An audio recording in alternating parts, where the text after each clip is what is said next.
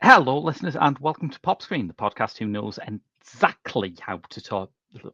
Fuck. Try again. Exactly how to talk. You don't get this kind of amateurishness on Behold, I tell you. Behold, no. Try it again. It's a whole new level of amateur on there. Hello, listeners, and welcome to Pop Screen, the podcast that knows exactly how to pronounce Saoirse Ronan. We are that corner of the geek show that likes to talk about the good, the bad, and the inexplicable of movies, either starring by or about pop stars. No, the podcast covers a broad range of musical and cinematic genres, from country and western to hip-hop, from documentaries to science fiction.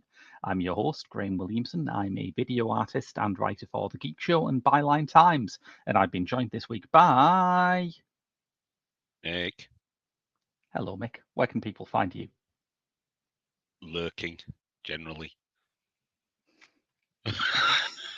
I'm usually not got the self-promotion gene, really, have you? That's vital to survival in our new media environment. Yeah, but you see, I am of the generation that is usually filed under the genus gammon. All this newfangled Instabook and face sky is beyond me. So yeah, I lurk here and I lurk in Behold podcast. Yes. And that's about it, really. I'm not what you call a media mogul. No, you're definitely not Rupert Murdoch. No, and that, I think, is a good thing, because one of those is one too many. Yes. Regular listeners, indeed listeners who've been listening from the start, and congratulations to you if you have, will know that Mick and I have convened at several occasions to talk about Paul Weller, which is why when our film that we're covering this week was promoted as Paul Weller's acting debut, we were argued. We thought, no, this is not the case. This is Jerusalem erasure. Yes, it's Sherlock denial. Of course, yes, you found that out.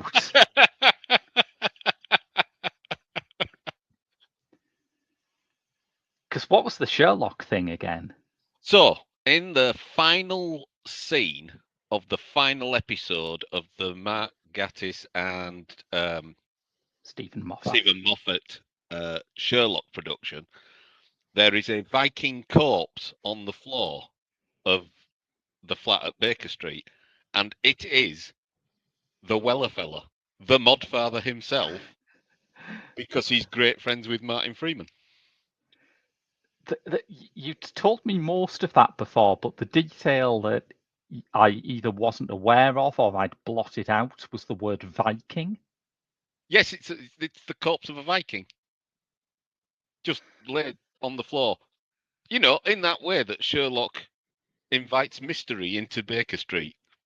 And then at the start of the next season says, why were you wondering about it? You shouldn't have been doing that. You spotty nerds. Yeah. It had absolutely no relevance to anything whatsoever. Yes. What's wrong with you? It's a great show, isn't it? Yeah, big fan myself. So yes, and Jerusalem is a thing that was made. Yes, we can say that for certain. We can. I'm not sure. It's one of those things that was made, and on reflection, not necessarily the best decision in the world. Yeah, I mean, if it was reissued on Blu-ray or DVD or anything, I would put that in the blurb. I would say, look, it's been done. We can argue Yeah. about whether that was a good thing or not, but it's here. It happened. Yeah. You can't deny it happened. Although, obviously, the promoters of Blitz did deny that it happened. Yes. Yes. Because I mean, this, I it's akin to Holocaust denial.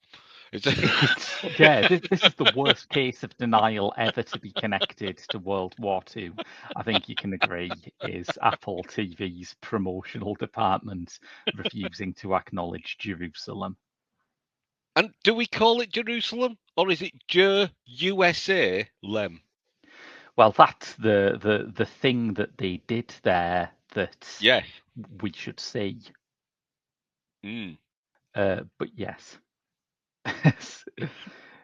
What we have here, rather than what we had when we reviewed Jerusalem, is I think it would be fair to say that this is going to be the first time most people have seen Paul Weller act. Like, even his Sherlock Corpse appearance came at the point where a lot of people had just given up on Sherlock. And to be fair, giving up on Paul Weller's acting career, there was an interesting thing that I heard, and I think it must be apocryphal, because I heard that Paul Weller had a bit of a spat with Sting. Right. Because Paul Weller got passed over for the role in Dune. Right.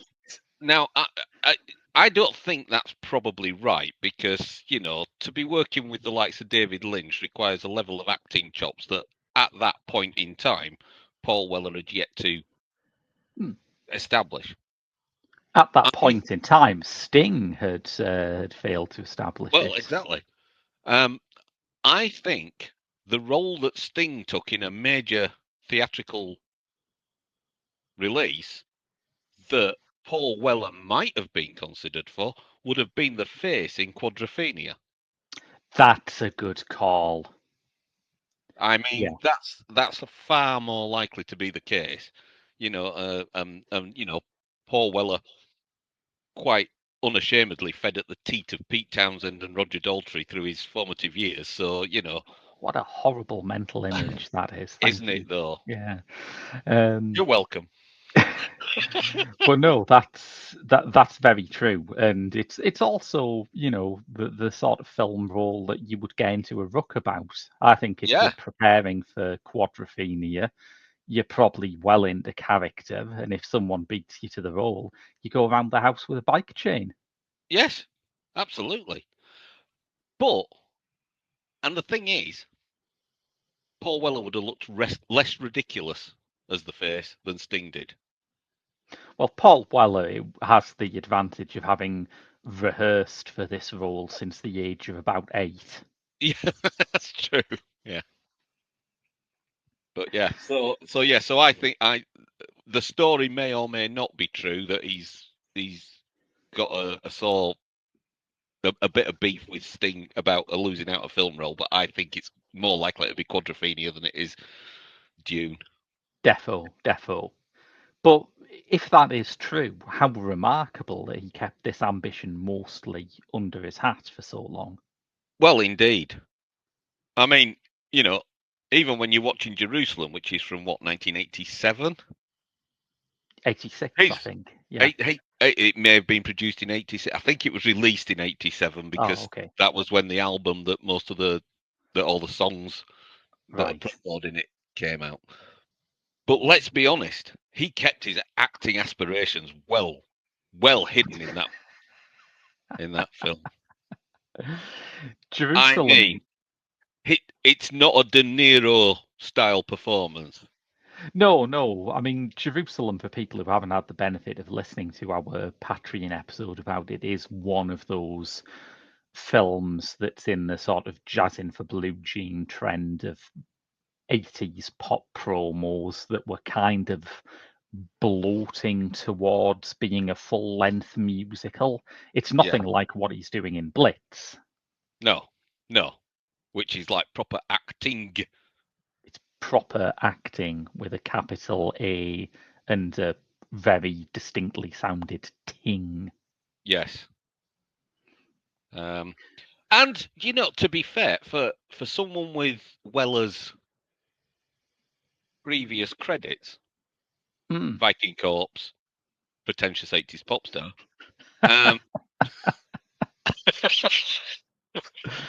I mean, tell me I'm wrong. No, it's a fair summary. But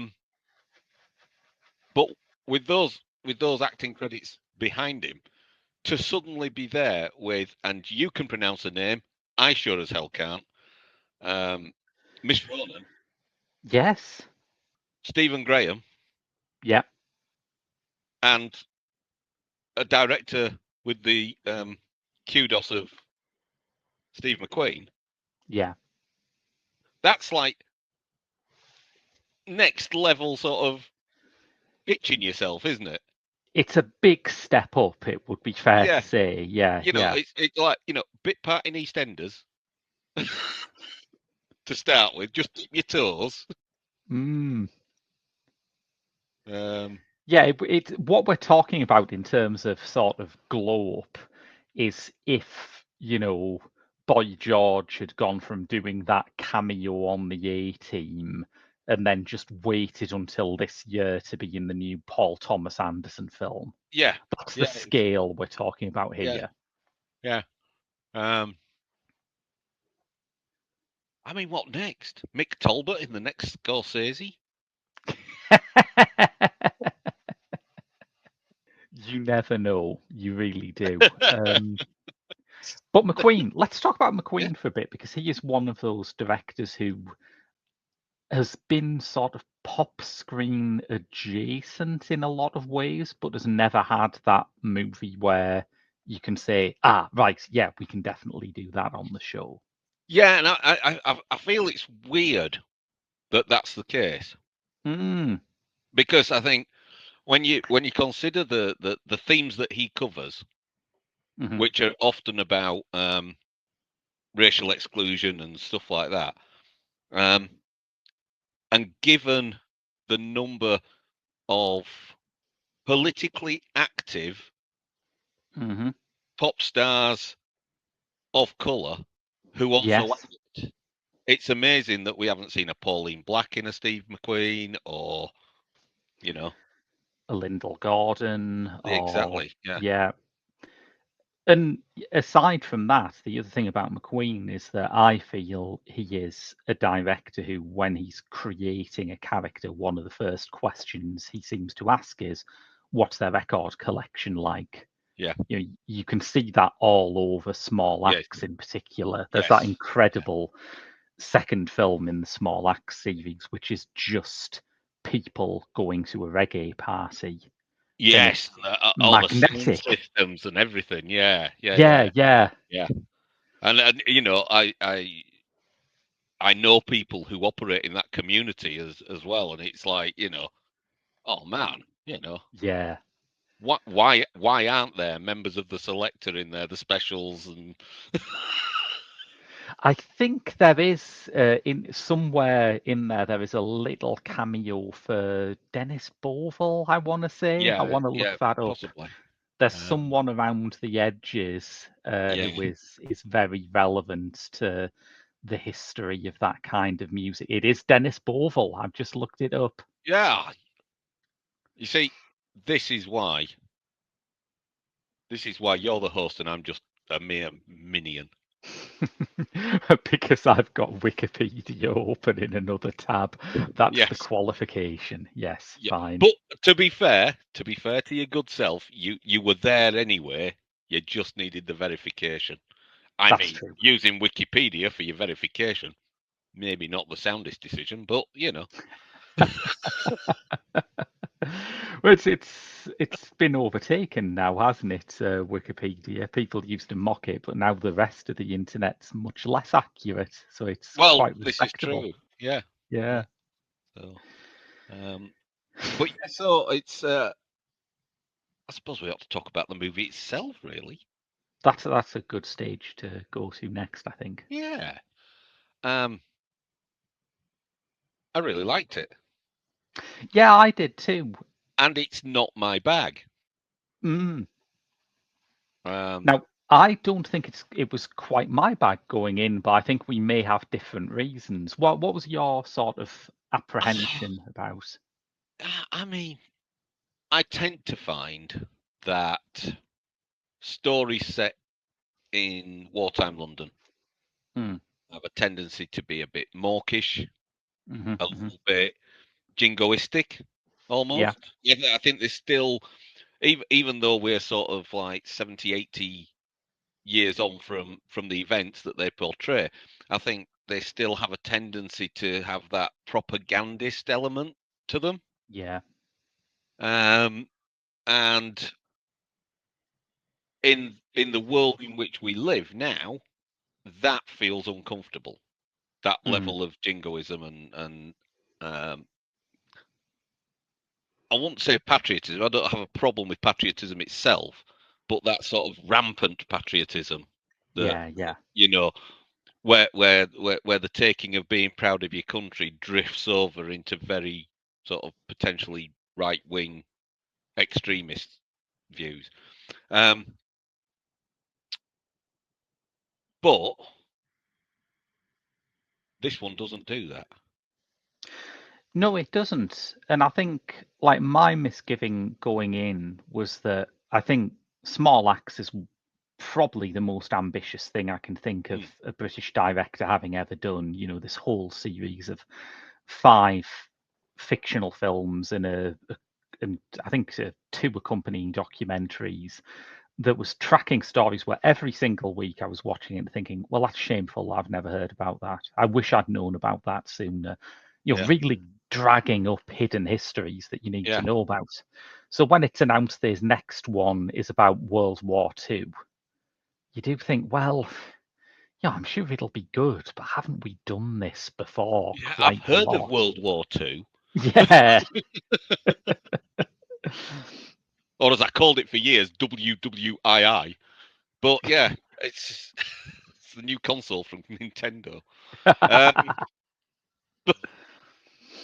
but but I think that's the beauty of a director like Steve McQueen. He's taken World War Two, which, as you mentioned, is a subject that has been done to death, Mm, um, and perhaps rightly so in some ways. In that, we can bring that world to life more easily now than we could say 60, 70 years ago when those propaganda movies were being made and stuff like that. And we can do it with more spectacle and more um, potentially accuracy as well. yeah. But I think what he's managed to do is he's managed to take the Blitz, which was a big story, and tell a very small story within it. Yeah, I think that's true. And I think one of the things that I've noticed a few people being down on with this, I actually really liked, is that it has this very literary script structure. It's in the Mm, picaresque format, which goes yeah, back to the very earliest novels back in the Renaissance, where you are telling a story about someone going from place to place and surviving by their wits. You know, yes, it is not a conventional 3-act story. It does not obey classical unities. no, It no. is episodic, and in that, it manages to get a pretty remarkable overview of different sectors of British society at this point. Indeed, and it manages to do it without actually losing the spectacle of what it's set against. So Yeah. you do still have the big air raid siren, Hmm. massive crowd into the underground. You still have the bombs dropping, the planes flying over, the fire, the destruction, the devastation. But still, the focus is on people. Yes, exactly. You have everything that I think you would be right to expect in a movie called Blitz, but also Yeah, quite a lot besides. yeah, And central among those people is, I think, this extraordinary performance from again, much like Paul Weller was said to have never acted before. He is someone who's actually never acted before. Elliot Heffernan as Yes, George, the central yes, character, never acted before. Absolutely stunning performance in my book. indeed, and it's very much his story, and it's almost an Oliver Twist-esque Yes, story. Especially, I mean, Stephen Graham effectively is Fagin, right? yes, he Um, is. Yeah. but but this idea that this kid who will have been treated differently all his life by everybody at school, by everybody in his location, and we see Mm, it. And the beauty is with the script that they don't hammer it home. It's just odd throwaway lines that give away the undercurrent of feeling towards what is effectively a mixed race child, born out of wedlock, yeah. and I think, to be fair, if you were going to pick a pop star to play his granddad, Paul Weller's the way to go. Yeah, it's a good call. Yeah. Yeah. Yeah, because he has So, all that red wedge baggage, doesn't he? yeah, You yeah, can yeah, you can yeah, believe yeah, him yeah, as that yeah. guy. And but I think I think not only that, but the themes that run through there, like the standing up to bullies and the standing up and be counted and doing Mm, what's right versus doing what's needed, yes. are all things that are featured throughout Weller's music throughout the years as well. Yeah, that's true. Yeah. So so there's a lovely, and I'm gonna hate myself for using this word. There's a lovely synergy between the casting and the art. Yeah, we were just talking the other day, listeners, about how we had been in so many meetings where the word synergy was used, and we're still not entirely clear on what it means. But I think Uh, I've just used it properly. I think so. Yes. Yeah. And it's one of the things that I set out to do with this podcast. I think the great sort of pop star cinema moments are the ones like The Man Who Fell to Earth, where you think not only is that a good performance, but the themes of Bowie's music and the themes of Roeg's film kind of intermingle and Yes. enrich each other. Yeah. And so I think yeah, and I think the young lad, he manages to get across all that frustration that you feel at that age when you're displaced, when you're um, separated from your own people, and you're put on this journey to go travel with strangers. I got some resonance from that from my own childhood, um, but then the pluckiness to just do one off the train. It's like, I Well, mean, it's really dangerous to do that. I mean, fortunately, this is the 1940s when trains could travel if you were lucky at 10 miles an hour. Well, But it was only after it, and there were a lot of things in here that do link in with Saoirse Ronan's screen career, and I'm a huge fan of hers. And you would think I would notice when I was watching the film, but I think it's a testament to how absorbing it is that it was only when I was driving home after watching it that I thought of that scene where he just jumps out of the train, thought, oh, yeah, it's the Ladybird car scene, isn't it? but and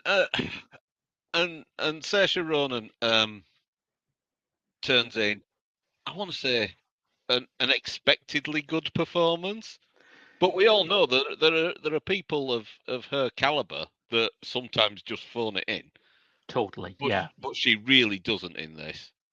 Mm, And the no, fact that she's a absolutely. single mother, again, she'll have been vilified and ostracized because of her relationship with George's father. Hmm. And she plays that. She's a hopeful singer, and Yeah.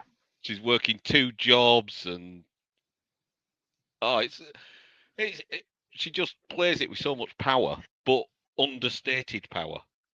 Yeah, she's always a person. The danger is, I think, if you gave someone else a role like this, they'd play it like they were Rosie the Riveter all the way Yeah, through. yeah, exactly. Yeah, yeah. And she You doesn't. never, She plays it like she's vulnerable. yeah, you never lose sight of the fact that Yeah, as resilient as she is, this is a woman who's in a pretty desperate situation. yeah, yeah. And then and there's a heart to it as well. So when the family's all together, they do crowd round the old Joanna and just Yes. sing. And it's not knees up Mother Brown time. It's just gentle ballads and just listen to this. It don't become a parody of the East End. No, definitely not. And it goes back, I think, to that interest that I mentioned McQueen has that started to come into his work, I think, in 12 Years a Slave, Mm, where it contrasts the kind of demeaning songs that were sung by characters like the one Paul Dano plays to yeah, break people's spirits and the sort of, but then contrasts that with the community that the slaves themselves took from gospel music. yeah, And sort of religious songs. And I think he's very interested in that idea of what songs bring people together. And you see a lot of that in this. You see it, as you mm. say, with Paul Weller at the piano having a family sing along. You see it in the dance halls and nightclubs that offer. I, and I was very reminded of the BBC series from a few years ago, Dancing in the Dark. Dancing on the Edge. Dancing on the Edge, that's it. Um, which covered very much the same period from the point of view of a black band. I'm Uh, really glad you mentioned that because there is an actual more concrete connection there in the Chiwetel Ejiofor, yeah, talking of 12 Years a Slave, Chiwetel we're really Ejiofor. going for this pronounceable actors today, aren't we? Yeah, well, this is my show-off episode, listeners. Um, but yeah, he played the lead in Dancing on the Edge, and Yeah, his character was loosely inspired by a character who appears in this film, Ken Johnson, who performed under the name Ken Snake Hips Johnson. He was British Guyanese. He was one of Britain's first like homegrown black jazz singers, and yeah. he did, as this film depicts, die, shockingly in an air raid. Mm. But it's stylistically, it reminded me of Dancing on the Edge. The way that Yeah. that whole big band section was filmed, and Mm. and and uh, and kind of the dynamic between characters within that scene and everything, because he literally stops his performance, doesn't he, and picks someone out in the audience, and then Yes. starts the performance again around them, and it's that very big. But actually, outside of that big band experience, when he goes out in the street, he'll be treated Mm. like a second class citizen. He probably won't even be allowed to eat in the same venue that he's performing in.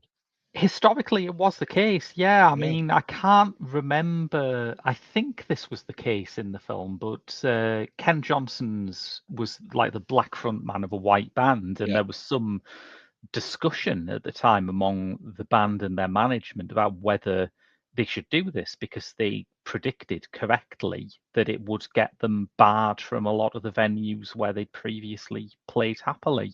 yeah, yeah. And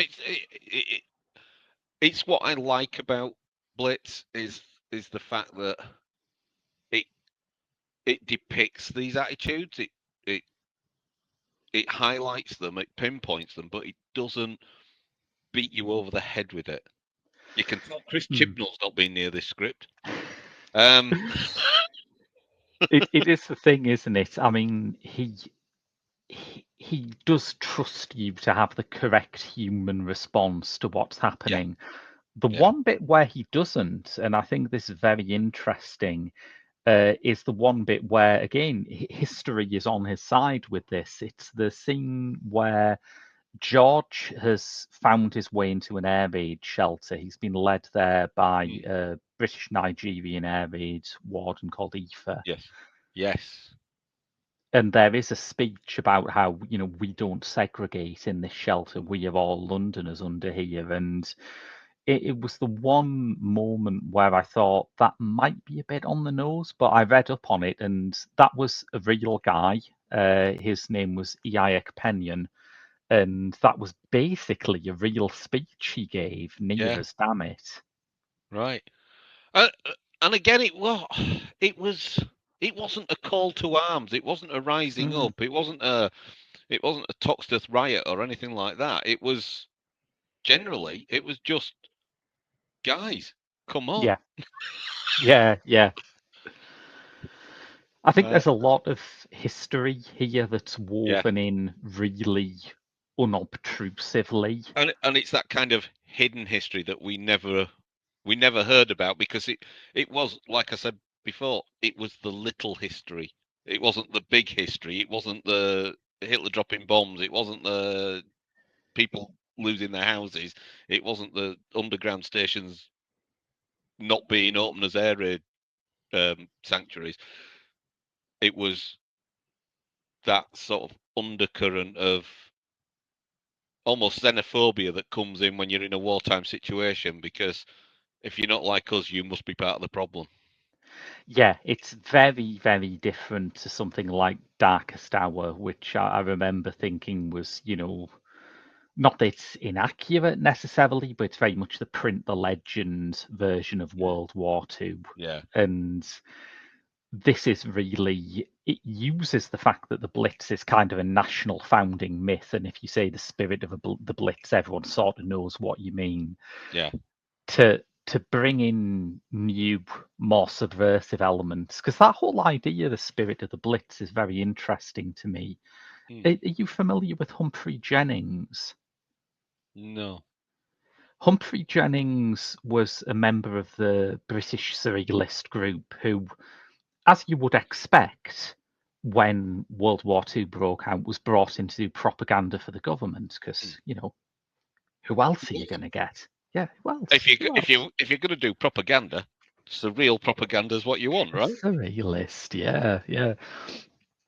But he made a film called Listen to Britain, and when he turned it in to the Department of Propaganda, they hit the roof because all it was, rather than showing what they wanted, which would be heroic factory workers building the bombs that our boys will drop on the Bosch, Yeah. uh, he was just filming people going out to music halls and sort of singing in pubs and doing ordinary things. And of course, the irony is all of these things are what we now recognize as a kind of everyday heroism that people just use. It's that Yeah. refuse to bow under the yoke of Yeah. bombs dropping and But at the time, they thought, well, this is just showing the British public to be unserious. It's showing that they're not treating it like a proper war. And you see at that moment a big generational schism at a point where yeah, there's not supposed to be generational schisms. The old people who were in charge of the government just did not understand that yeah. for a lot of young people, going and seeing Flanders and Swan while the Luftwaffe were trying to kill you kind of was part of the war effort. Yeah. You know, Look, I don't care what you want to do with the rest of Europe. yeah, I'm going to be entertained. exactly. And if you bomb me while I'm doing it, well then, Yabu sucks to you. So you've got a bit of that in here, but you've also got like this other aspect which is almost taboo now, even though to anyone who actually lived through these times, they would acknowledge that it was there because obviously it was there. But the thing that I think is harder to talk about as it becomes more mythologized is this aspect of the criminal underworld Yeah, during the Blitz, yeah. which did not go away just because there was a war on. No, no, no. And in fact, probably grew. because the police were busy doing other things. Yeah, big shout out to Donald Thomas's book, which has an absolutely magnificent title, An Underworld at War, Spivs, Deserters, Racketeers and Civilians in the Second World War. Very good and very readable history book about this. But, if people are being bombed every single night, it's a pretty good time to literally get away with murder, no? Yes, yeah, absolutely. I'm sure there were many a score settled that Mm. then ended up with a corpse under some rubble. Exactly, yes. And you get a bit of that with two absolute goddamn heroes of mine, Stephen Graham and Kathy Burke. I know, and yeah, I forgot to mention Kathy Burke Kathy in the roll Burke. call at the beginning, and it's like, yeah. I mean, if you're going to have some East End gangster's mom, it's got Yeah. to be Kathy Burke, right? It's got to be. If you were an East End gangster, you'd want Kathy Burke to be your mum, wouldn't you? I want Kathy Burke to be my mum, and I haven't even, gone to the lengths of being an East End gangster yet. I, I'm intrigued by your use of the word yet. Well, I'm only 41. Got a lot of road ahead of me. Keep something for retirement.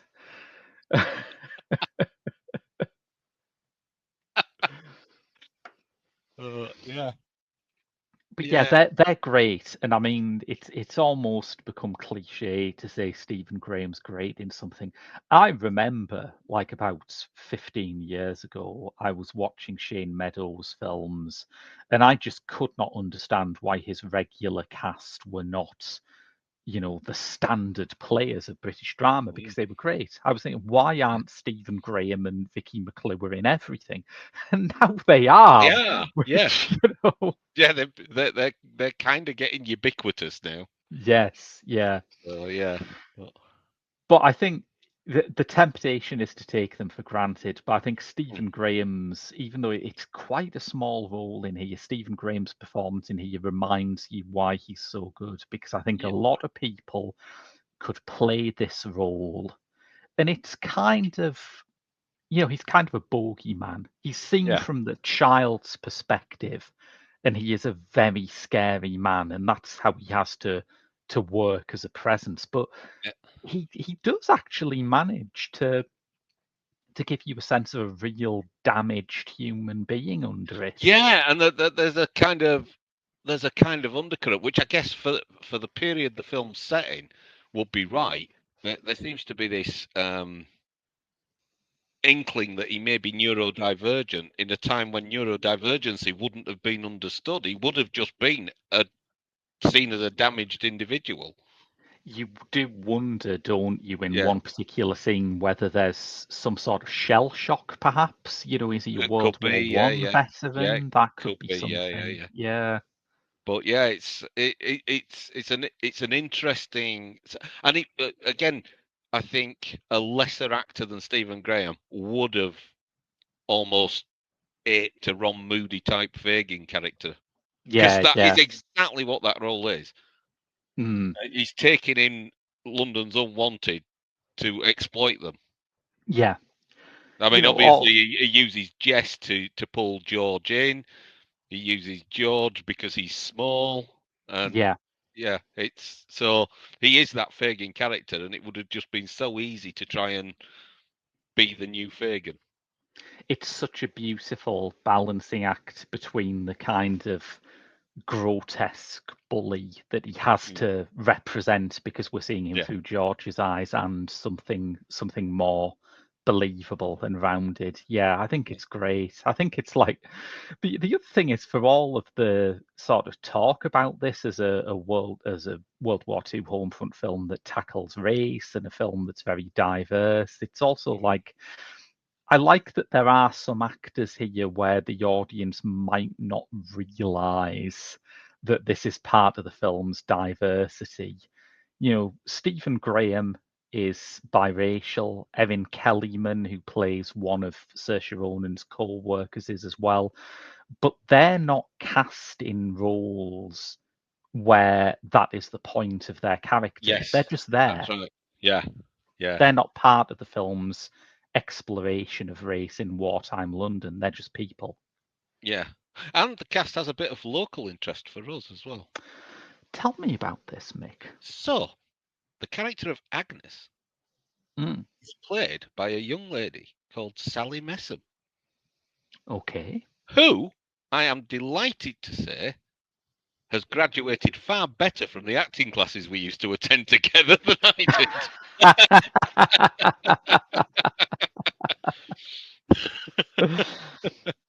And so, yeah, good luck to her and the rest of her career, but it's clearly burgeoning. I think this is, yeah, working in a cast like this. another way in which representation matters is that I am always scouring the cast list of British films to see if there's anyone from Teesside in it. Usually it's Monica Dolan, which I couldn't be happier about because Monica Dolan's awesome. But yeah, happy to have another name to look out for this time. Right. So I guess it's time because we've kind of skirted around it.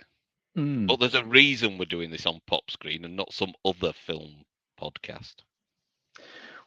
Well, yes, we have addressed the Weller fella, but we have not really addressed his acting, have we?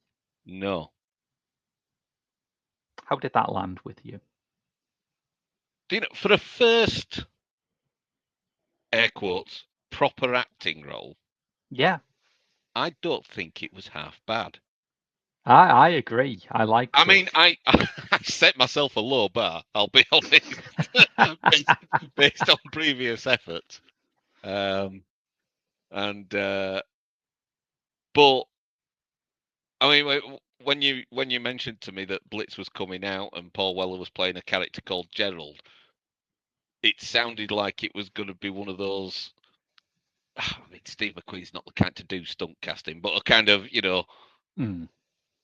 Gerald's going to be the third punter at the bar in one of the scenes, yeah, like that Harry Potter film where Ian Brown inexplicably turns up in the coffee shop or whatever the hell it is. Yeah, so it's like, the only reason you know he's called Gerald is because another pint, Gerald. Yeah. So I didn't expect the role of Gerald to be as big as it was, but then I got an inkling that it would be a more substantial part from the fact that he was in the trailer. He was. And even though you only see him sort of sat there at a table in the trailer, that's more acting than he does in the whole of Jerusalem. I mean, to be fair, when he plays a Viking corpse in Sherlock, that's more acting than he does in the whole of Jerusalem. So, listeners may not be aware that we quite like Jerusalem. I mean, it's such a ridiculous folly. It is. It's the kind of thing that is so ridiculous. The Style Council should be proud of it. It's a distilled Style Council. Part of the Style Council's essence is that whereas the Jam were like impeccably cool and minimal in their style, the Style Council were the Paul Weller project where he's like, yeah, well, I don't give a shit if people laugh at this. Oh, and every now and then I'll throw out a 3-minute single. Yeah. That'll be brilliant. And so yeah, but I think he plays for someone with such a limited acting CV. He plays the part of Gerald with a lot of heart. Yeah. There's a lot of warmth in his interactions with George. Definitely. And it's those micro reactions. Those the little turn up of the mouth when he's talking to George about standing up to the bullies. What have I told you about that? They're all mouth and trousers, and it just a tiny micro reaction. It's just it's brilliant. Yes, I'm slightly biased because I've worshipped at the Shrine of Weller for many a year, but yeah, it's great. It's good. I'm not entirely sure you'd be able to sell it to the younger Weller. You know, if you went back in time to sort of Town Called Malice era Weller in the Jam, saying you're going to be great as a granddad in a film one day. Yeah. I'm not entirely sure that it'd go down too well, but But Mark Cunliffe and I were talking on this podcast recently about the phenomenon of iPhone face. I don't know if you're aware of this. iPhone face. No. There is a saying about when a modern star is cast in a period movie and it just doesn't work. Like Ben Affleck in The Last Duel, Dakota Johnson in Persuasion. The quote that always gets said is, "They've got a face that's seen an iPhone." Like Right. you can just tell. Yeah. And Weller doesn't. Oh, Whatever sort of angularity of features made him a compelling, angry young man back in the late 70s now somehow make him a perfectly believable East End grandad in the 40s. yeah. It helps that he can play the old Joanna as well. Well, that was where McQueen started from, and I think it's wonderful Mm. that you can't tell that that's where he started from. He Yeah. said, I just hate films where you have to cut between hands playing the piano and a close up of an actor just pretending that he's feeling something. I Yeah. wanted to be able to move the camera while he's playing the damn thing. Yeah. Yeah. But you would never guess that that was the seed of it from No. watching it, because it Yeah. does not feel like a role where he's just been brought on to play the piano. No. It doesn't. And it's great to see that there's. I mean, it's taken nearly 40 years for this progression in acting, but For him to stop being angry at Sting for long enough to act. and to stop being pretentious enough so he can rein in his performance a little bit. But yeah, I think the telling point. And did you do a spoiler warning at the beginning? We didn't. We may do one now because, hey, we're quite a way through it, and I think you've got your Yeah, money's worth so far. So yeah. if you don't want to know the ending, please duck out now. So I think, given what we've said about Weller's acting previously, Mm, the fact that that scene where George discovers Gerald in the ruins of a bombed out house yes, is genuinely moving. totally. Yeah, And if absolutely. if Weller had sucked, it wouldn't have been. Yeah, I hadn't really thought of it in that way, but that is quite a big gamble to rest that big climatic moment on the emotional connection between two people who have not acted before. Yes. And yet Yeah, it's there. It works. yeah, It totally. absolutely works. Yeah, what an extraordinary decision. Yeah, Yeah. yeah, I really I liked mean, it. I think it. to be fair, if he'd have turned in a performance like Jerusalem, it would have ruined the whole. Apple would have pulled out way, way Yeah, they'd sold it off to Amazon Prime. They'll fund any old shit. Yeah, they're even showing Disney's cast-offs now. What have they got on? Nautilus, the Oh, the the Jules Verne series that Disney Plus ditched. They right, Batgirl, they Batgirled it. right. Huh. Uh, Yeah, I miss the old days when, if you wanted to watch a TV show, you could turn the TV on, and if you wanted to watch a film, you could go to the cinema rather than consult whether you have been granted access by our benevolent Silicon Valley gods to their yeah, cabinet of riches. yeah. Or their cabinet of tax write-offs. Yes.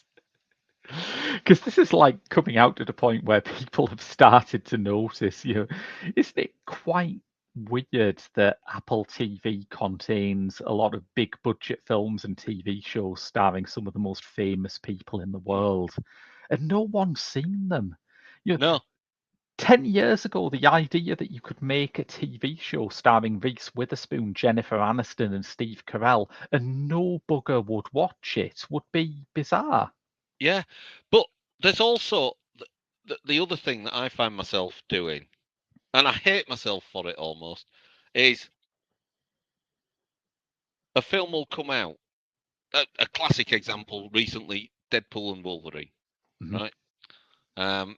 Obviously, you know my history. Of I'm course. likely to go see that.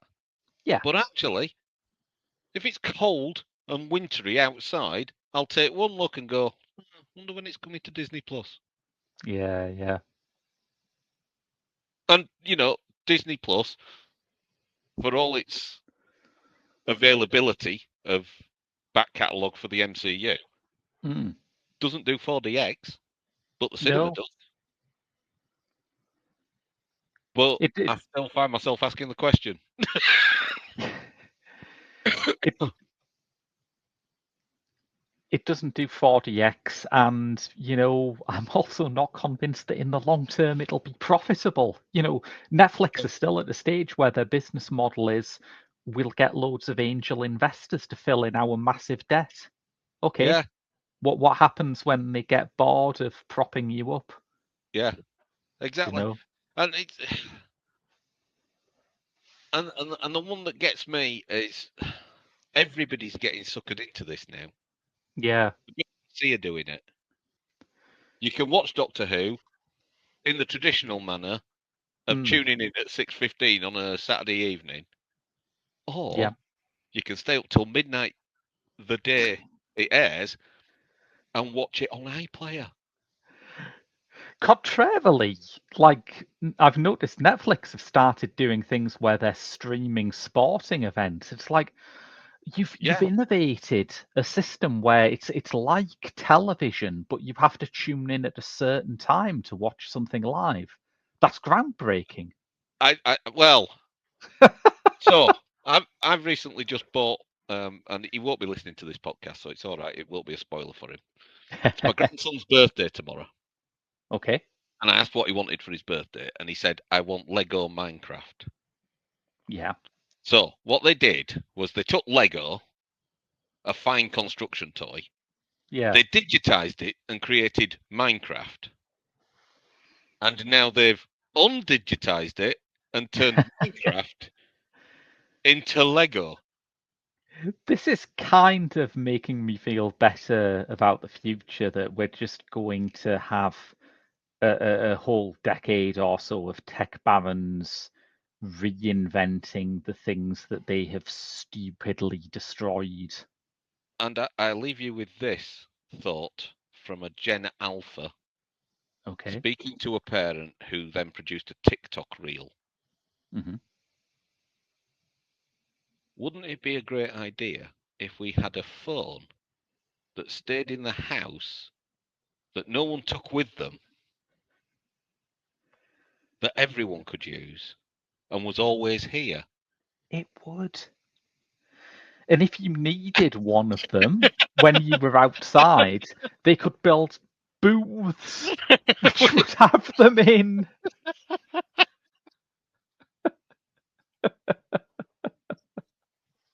And there was me in the 70s getting me milk delivered in returnable bottles on an electric milk float, killing the planet. But you tell that to the collectors of Funko Pops.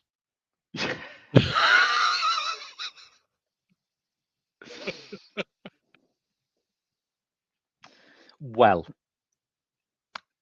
I don't know what we're doing next week. This is being recorded quite some way in advance. I've got no idea what the schedule is. We're just having fun, listeners, and I hope that's come through. We watch stuff, we talk about it whenever our schedules collide. It's not a rigorously worked out podcast. Basically, we can't afford the algorithm. Subscribe to the Patreon and maybe we can. That, yes, that. If you subscribe to our Patreon at www.patreon.com/The Geek Show, you get a whole load of extra features. I'm still on there reviewing all of the conspiracy episodes of The X-Files in order. Mike is well underway with his Twilight Zone review series. That seems far more interesting than what you said originally. Yeah, I think we'd also probably do that as well, to be honest, one day. We have a monthly end of month roundup podcast called Last Night, where we just look at anything we've seen that hasn't slotted in anywhere else, and tons more. So once again, www.patreon.com/The Geek Show. We'll be back on your free feed in 2 weeks' time, but until then, I've been Graham. And I've been Mick. Or have I been David Watts?